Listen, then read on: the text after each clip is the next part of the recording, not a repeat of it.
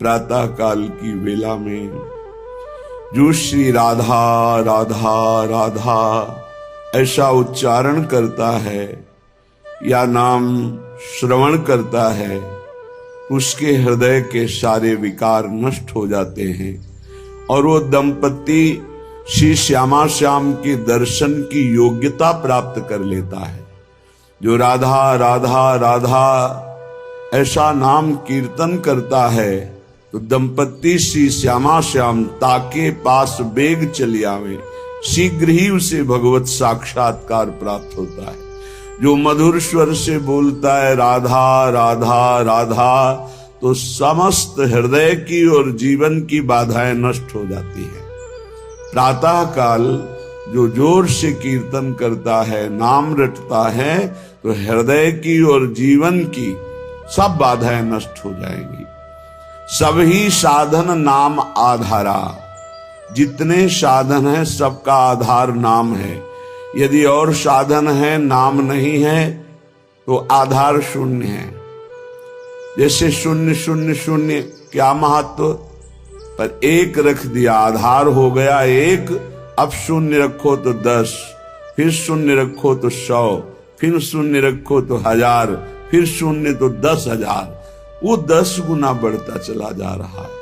सब साधन का आधार नाम है।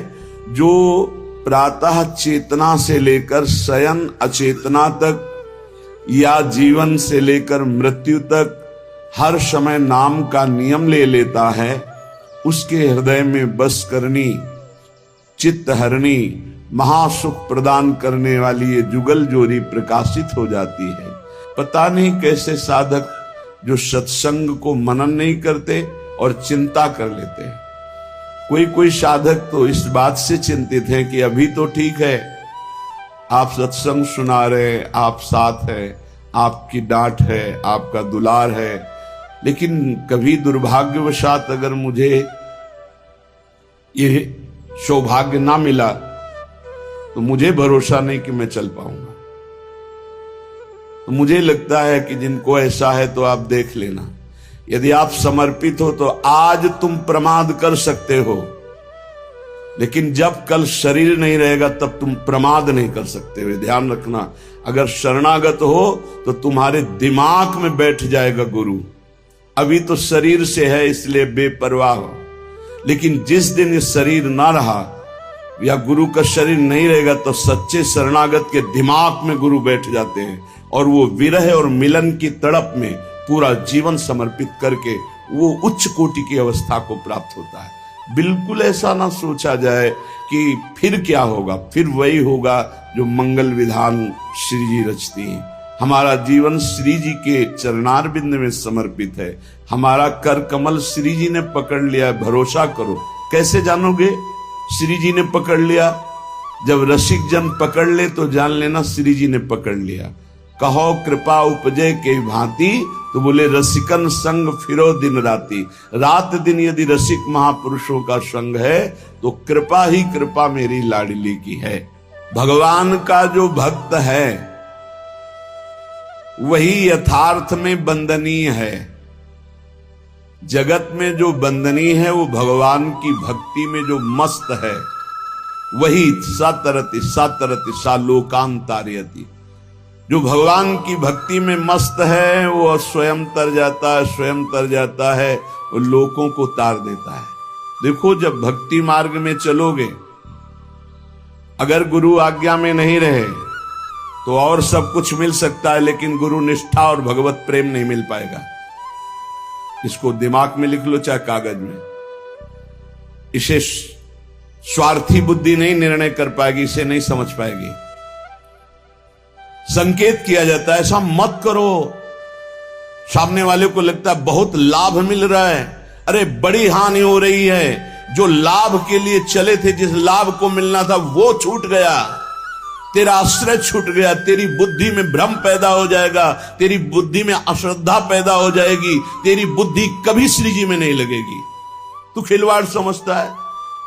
सब छुटा करके एकमात्र श्री जी का भरोसा पड़े रहो, भगवत प्राप्ति हो जाएगी।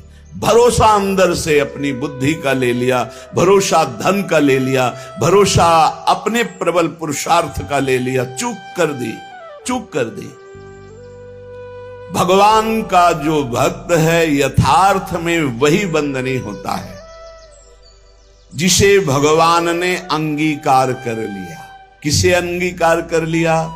जिसने सब भरोसा आशा एकमात्र प्रभु के चरणों में, वही भक्त है जिसको एक भरोसो, एक बल, एक आस विश्वास, एक राम घनश्याम हित चातक तुलसीदास। एकमात्र अपने प्रभु से ही आशा भरोसा बल, एकमात्र प्रभु से, प्रभु के सिवा और कुछ हमारा बल नहीं। जब गुरुजन कृपा करते हैं तब सब तरह से सब संबंधों को काटकर ऐसी जगह खड़ा कर देते, केवल तुम्हारे हृदय में रहे कि प्रियालाल के सिवा मेरा कोई नहीं। हम समझ नहीं पाते, हम अपनी बुद्धि से भरोसा लेते हैं व्यक्ति का, वस्तु का, धन का, नाना प्रकार के अन्य बलों का, इसीलिए शुद्ध भक्ति का जागरण हृदय में नहीं हो पाता। भक्त वही है जो एकमात्र श्री भगवान को अंगीकार करता है, और वंद्य वही है जिसको श्री भगवान अंगीकार कर लेते हैं। अर्थ शब्दों में तो समझ में आ रहा है, लेकिन आंतरिक अर्थ है, भक्त वही है जिसने भगवान को अंगीकार किया, और जगत वंद्य वही है जिसको भगवान ने अंगीकार कर लिया, भगवान ने स्वीकार कर लिया। भगवत भक्ति के बिना जीना क्या जीना, मुर्दे का जीना। जिन हरि भगत हृदय ने आनी, जीवित सौ समानते प्राणी। जिसे भगवान ने अंगीकार कर लिया, उस कुल जाति वर्ण रूप विद्या इसका कोई महत्व नहीं। वो किस कुल का है, किस जाति का, कितना पढ़े लिखे है, रूप है कि नहीं है, तेज है कि, इससे कोई मतलब नहीं। वो जगत बंद हो जाएगा जिसे भगवान ने अंगीकार किया। श्री महामहिम सूरदास जी कह रहे, जाको मन मोहन अंग करे, जिसे भगवान अंगीकार कर लेते हैं, ताको केस खसे नहीं सिरते, जो जग बैर परे। विश्वास कीजिए, ताको केस खसे नहीं सिरते, जो जग बैर परे, जाको मन मोहन अंग करे।